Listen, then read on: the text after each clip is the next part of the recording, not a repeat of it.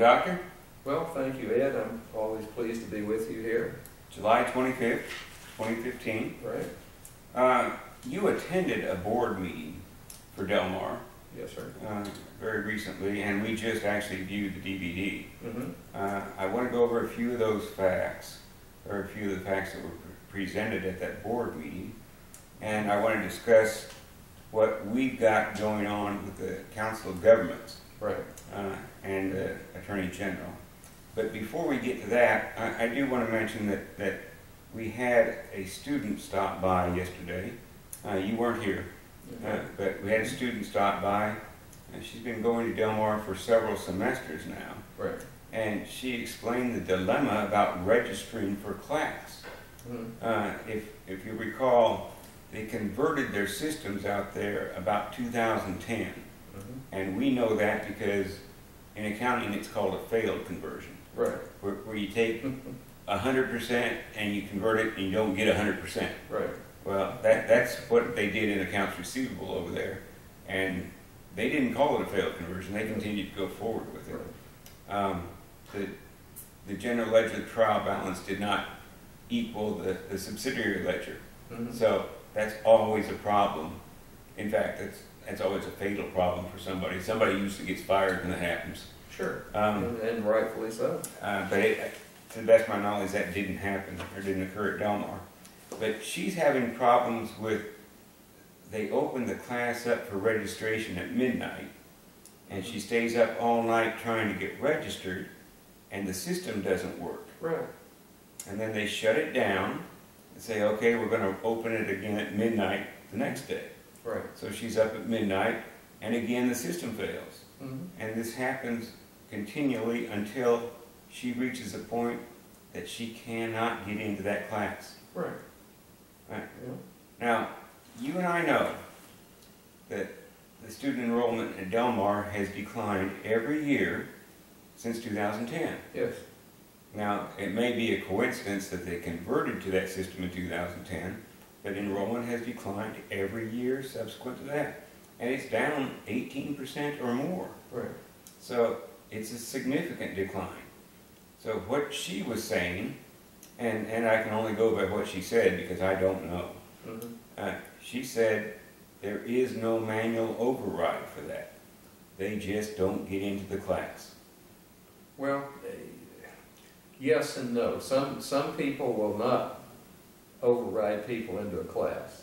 I mean, I can't do that, although I'm asked at times because of the safety in the microbiology chemistry labs, okay?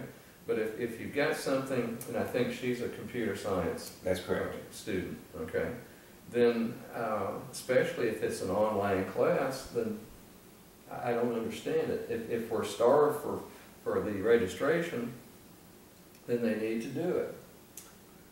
And apparently the classes aren't filling. Right. Because the students can't get enrolled. And then our student enrollment goes down, our revenue from tuition, which is minor, Right. goes down, but our expenses don't decline. Right. And in fact, so I'm baffled by that. And I haven't been to college for a while, Mm-hmm. but we had to manually register for everything. Right. But we got registered. Right. And they made certain that the students had the classes. Right. Well, what I've done, due to the accusations against me, which are false, okay, recently, then I hate to do this, but I've cut back to just a normal load. I don't do 2-3 overloads a semester anymore, so they're going to have to hire somebody else to take up the slack with the microbiology. I do have a big problem with the nursing program trying to drop the chemistry prereq for the nursing program, which is, I think, total insanity. But what I've done is I have cut back, and I'm only going to do classes on Monday, Wednesday. So on Wednesday, I do have the times open where I do the Monday labs after the lectures. So what I've done to accommodate students is I've overloaded my classes to a certain degree, and if I have to go over there and do that lab, it's going to be free to the students, and I'm not going to charge anybody for that. But I'm that dedicated to students, although, you know, I found out Del Mar College isn't necessarily concerned about students or their welfare. They don't appear to be. No. And I mean, I've been there 26, 27 years, and I can guarantee it, folks, you know. And as the president of the Taxpayers Association, it just burns me up. And I did attend your hearing for that ridiculous charge that they put you up on. And quite honestly, since I took my camera, and Jack Gordy took his, because the Open Meetings Act, the statutes say you have to allow the public to record it. Right. Now, Del Mar, in your hearing, said that Del Mar rules override Texas statute. That's essentially what they said. And I had a real problem with that, for which I wrote the local district attorney to notify him that I had a problem with it. Those 30 days have expired, so now we're going to the Attorney General. Right. And speaking of the Attorney General, we've got another issue here that you and I have been working on for quite some time. About a year and a half now. And this is actually the result of the first document that you obtained in a 5-foot stack of documents that Dr. Sloan was kind enough to present to you unredacted. And it had these 3 pages in it. It's difficult to read, but it is on the website. So these 3 pages included AR third-party receivables to be written off. Now, I think you probably have this thing memorized. But the Council of Governments appears on there. Yes, sir. And I didn't know much about the Council of Governments, but I do know that they seem to not be able to pay their bills to Del Mar. Right. To the tune of $89,073.50. That's right. So I thought that was odd. So what I did after you'd filed that initial PIA request. Well, I called them and asked them if they had any taxpayer money that went into that institution, and they said negative. No, we don't have any taxpayers' money that's associated with this, and that was a blatant lie. Okay. So then you followed up with that one with the AG's office. I did, and I made it clear. I said, although they're not a taxing entity, Right. they don't collect taxes. They are taxpayer supported. That's right. And I said, I cannot find an exemption in the statutes for a taxpayer supported entity that says they're not subject to the PIA regulations. And I sent this in April because I'd sent 2 PIA letters over there in the last year actually, and both were ignored. Yeah. And no response whatsoever. Well, Well, Ken Paxton's office, you know, he's our new Attorney General. yes, sir. He wrote this letter and basically, and I'll just summarize it, he says, you're not exempt, Right. Council of Governments. Get him that information. Oops. And it gives him a number of days to get it to me. Yeah. Well, I think my next step then, and I'll just go ahead and signal the punch, is I'm going to write Del Mar and ask them for any and all documents that were used to decide that $89,073.50 could be written off. And I'll be ignored. Well, or for 104 days while they send it up through the Austin law firm. Yeah. That's a little bit, you know, what the heck, it says 10 days officially. I've only gotten 1 or 2 back in 10 days, and that was no responsive documents. Right, yeah, well, you know, we like to play games at Del Mar College, and Very I won't include me in that. I don't like to play games. Very expensive games to the taxpayers. Oh, yeah. So, and then I told you that I would go ahead. We found that on one of these, it wasn't in this particular one, it was another write-off at a different time, that it was $42,000 some odd dollars they wrote off that the Navy owed them. Okay? So that's the reason I've got your daughter's Naval Academy t-shirt on here, is just to remind me to say, you know, U.S. Navy or use of broke, you can't pay Del Mar College off. And then, of course, you know, we won't get any information on that if we ask, so it's something else. And then you watched the board meeting. I did, and last board meeting today. It appeared to be about 17 minutes related to bad debt. Oh, wow. And that's never cropped up before. Actually, it has come up, but not at the board level. Right. In fact, here's a memo that says, and it's related to the $26.7 million quote that Ms. McDonald provided to me for some documents, and it says basically nobody's watching anyway. That's right. Really?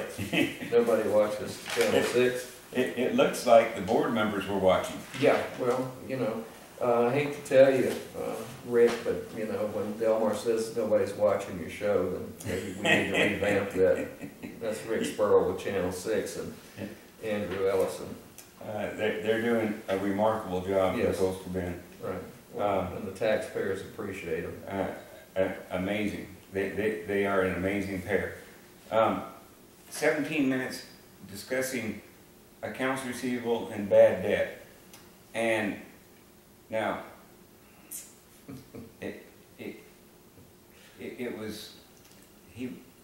Dr. Sloan was dividing the number by the total revenue generated from tuition, right, and saying it's only 1.4%. Well, it is just 1.4% of that number. Right. But it's a big number, and they quoted, he was saying some things about the collection efforts that you and I didn't find any evidence of when we went through, and we asked for all records. Right. And we got a 5-foot stack of records. Installment loans. We didn't see any of those. I didn't see them. So now we have to go back and ask for installment loans.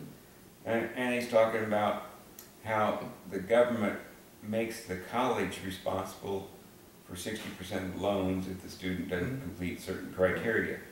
And I'm sure that's a 1998 reenactment of something, and I'm sure he's correct on that. But if it's then the college's responsibility, if they write off $1 million of that type of debt, and it ends up costing us $600,000, shouldn't we collect it? That's right. And why would we write it off? Yeah. Well, we're looking at what, $2,838,000 some odd dollars is what we've seen so far. That was a 7-year period, 2.838 million.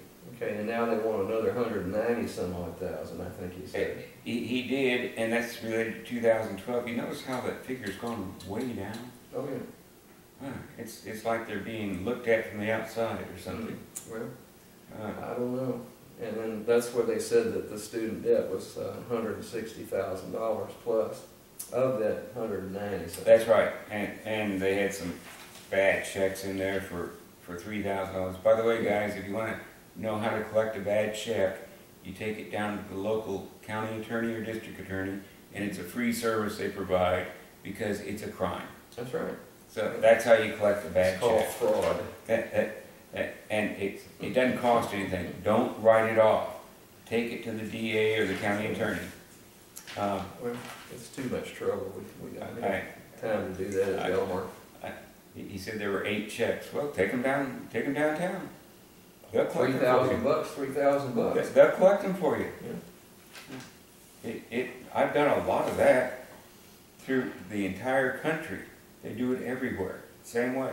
Well, you know, there's a plague in Nueces County, which includes Del Mar College and the city and the county, in that if you've got true experts in any field, then they've always got somebody that's brighter and faster, smarter than the general public is, that are you know, taxpayer voted in, appointed, and so forth and so on. And that includes Del Mar College.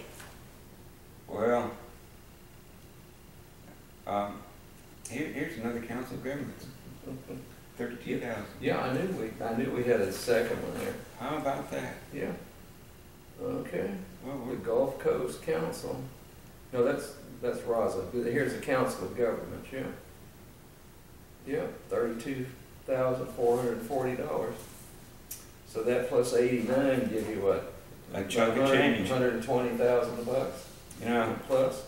I think it's real money. And listening to Dr. Sloan and Mr. Johnson, the college controller, aside from the fact that Trey McCampbell stumped him on the question, Right.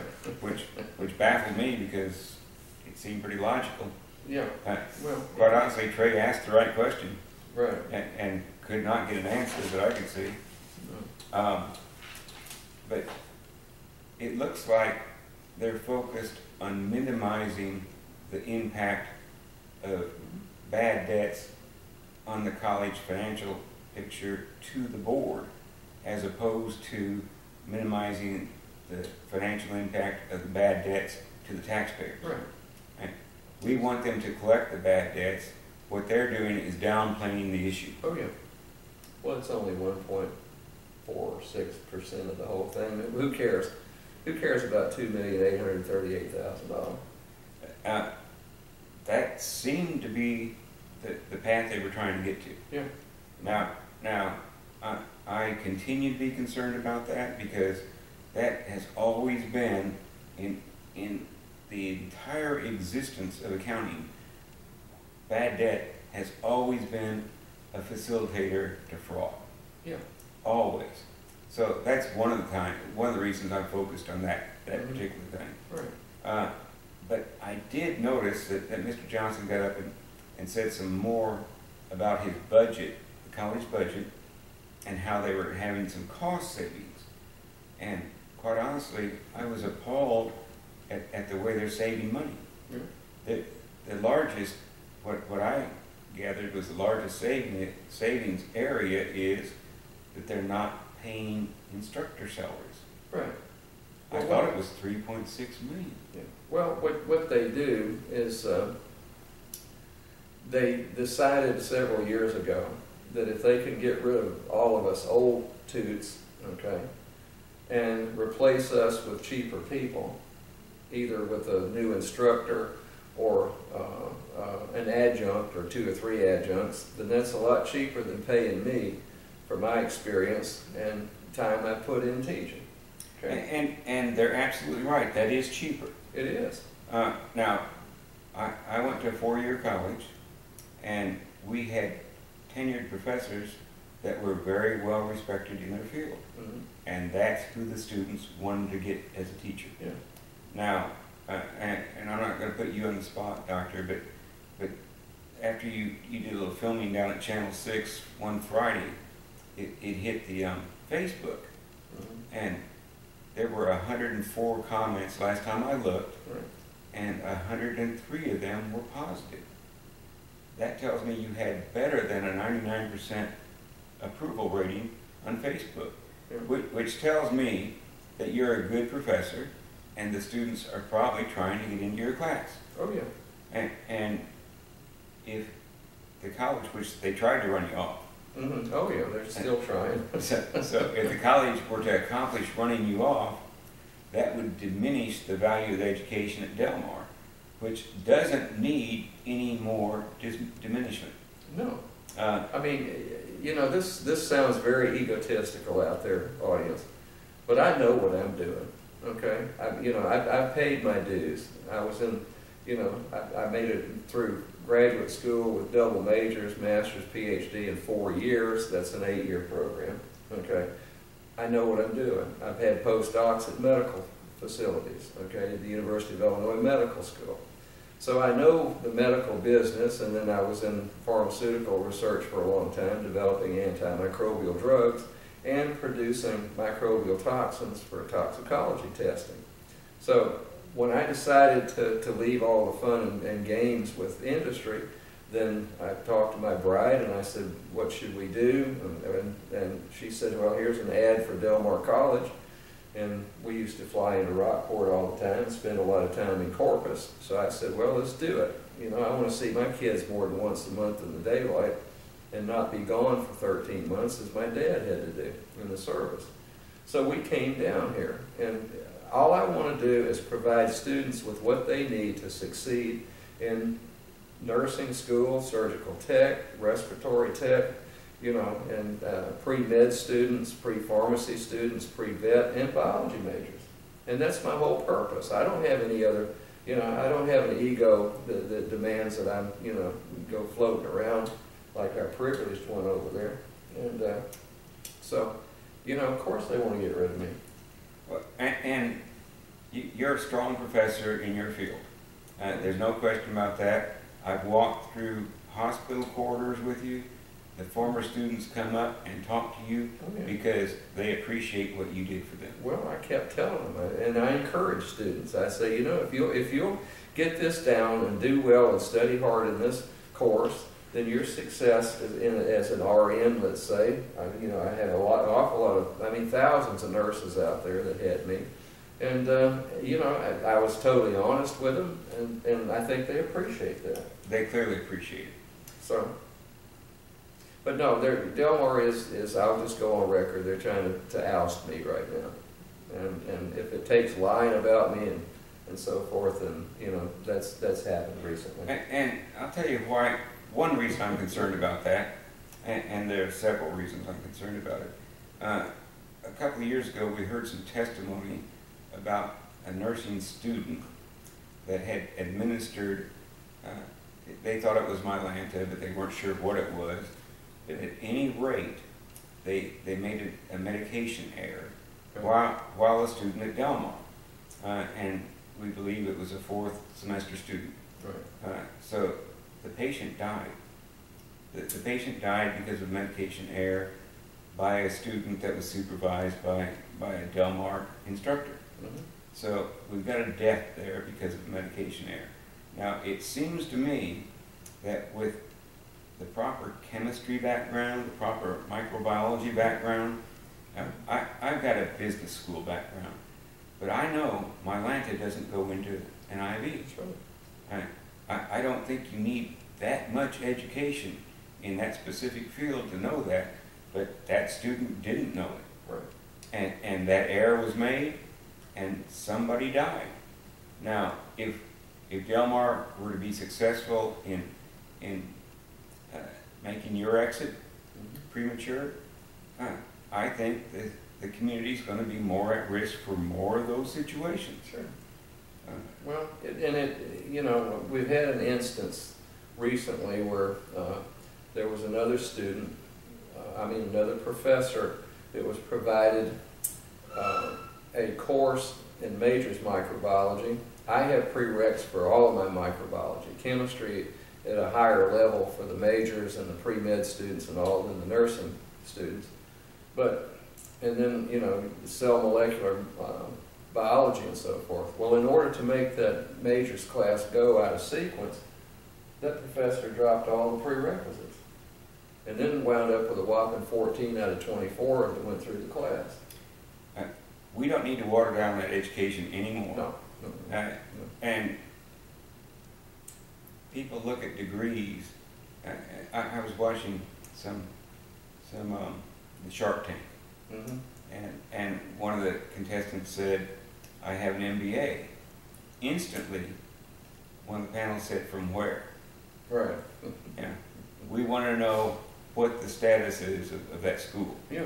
So, and it was Stanford. So, Mm-hmm. that put everybody at ease. Yeah. She had a good quality education. Now, historically, 20 years ago, people said, "I've got a degree from Del Mar." It was very well Oh respected. yeah. When I got here, it was top notch. I don't know what's happened in the 20-year time frame, but I do know that the nursing program went on probation of some sort over there a few years ago. Right. Because their nurses, their graduates, weren't able to successfully pass the exam Right. after completing the coursework. Mm-hmm. So something's deteriorated. Yeah. And it does, and of course, I guess Governor Perry's kind of watered it down too. Oh, well, it's these elected officials, they want to make it cheaper, and then that way they can earn votes. Oh, well, we got this RN out here that we put through in a lot less time and a lot cheaper. Well, you get what you pay for, folks. I mean, I'm afraid to tell you, you know, and I'm sorry to bring that back up, but you get what you pay for. But the trend at Delmar now is to take all of us old toots and get rid of us. We're too expensive, they think. And then they can go out and hire an adjunct or a person that's fresh off the boat, so to speak, coming in as an instructor. And, you know, they may not have any experience whatsoever.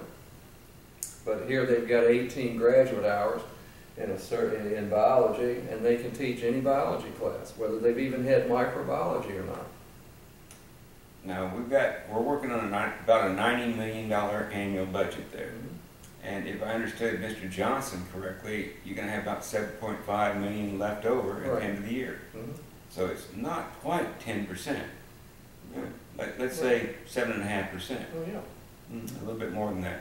So we're saving taxpayer dollars, yet where's it going? It's because we're cutting the salaries, but the taxes have already been paid, so that revenue is already collected by the college, so they put it into a fund and wait to do something with it.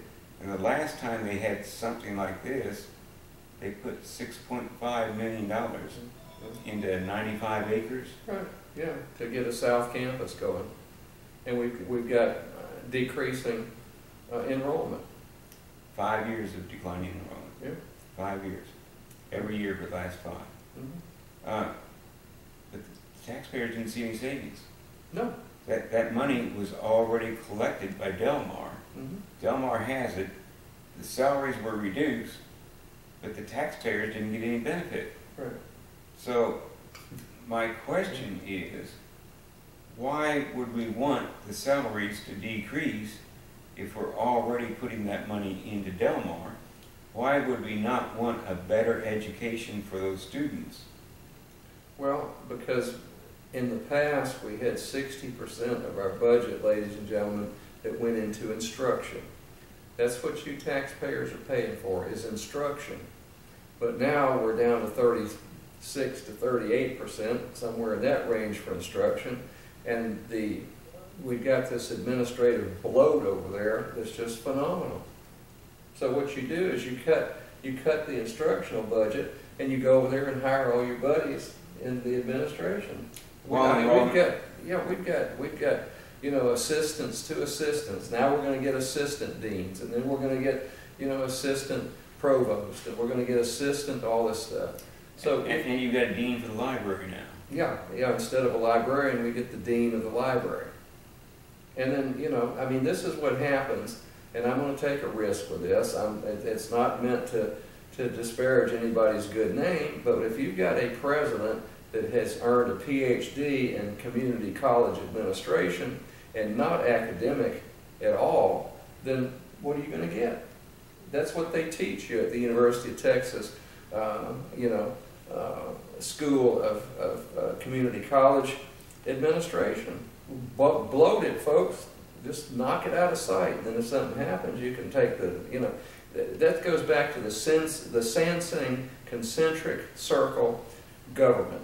You've got some clown that'll come up with an idea, starts building a bureaucracy in one circle around here, then you need another layer after that, and then now you're up to that 60% that should have gone into instruction. So you've got all these concentric circles of morons, and then if taxpayers finally get wise to that, they'll cut the outside layer, and the guy in the middle is still making a fortune. And this is academics. Yeah. So my question is, why would an academic institution hire people that aren't academically qualified for the positions? I don't think you can answer that. It's somewhat rhetorical, but it's appalling. The CFO hasn't had, to our knowledge, an accounting course.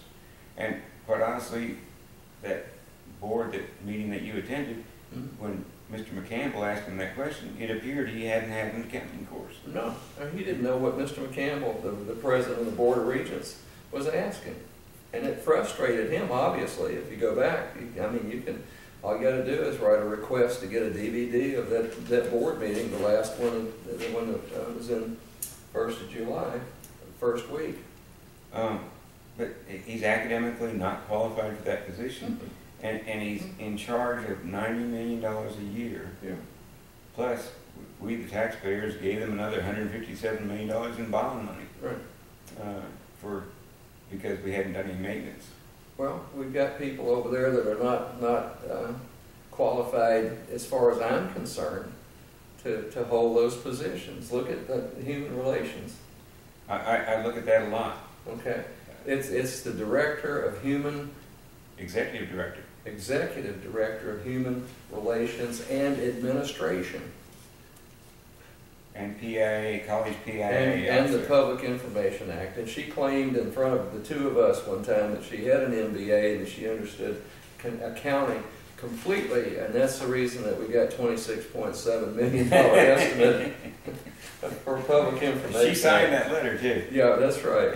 But it was a mathematical error, remember? Well, it depends on which news agency that is interviewing them. It was a mathematical error when Rick went down there and confronted her, but a few months later when the Fort Worth Star-Telegram called her, she had a different explanation. Right, it was extensive. Now this 105 million documents that they said they were going to have to do with 120 man years of labor and $26.7 million wound up to be 200 and something pages. Less than 200. And guess what the charge was? Free. 0. And that, I say Augie did a nice job of a 14-minute negotiation on that. Mr. Rivera, yeah. If they'd have just stepped up to the plate, But they try to smoke screen you all the time, folks. Well, that was an attempt to intimidate us. Yeah. And I think it was sort of like that attempt they did to convert the accounting system. It was failed. Right. And it failed miserably. Well, Doctor, I'm afraid we're about out of time. Okay, well, I enjoyed it. It was good. We will continue. Okay. Oh, you bet. Thank you.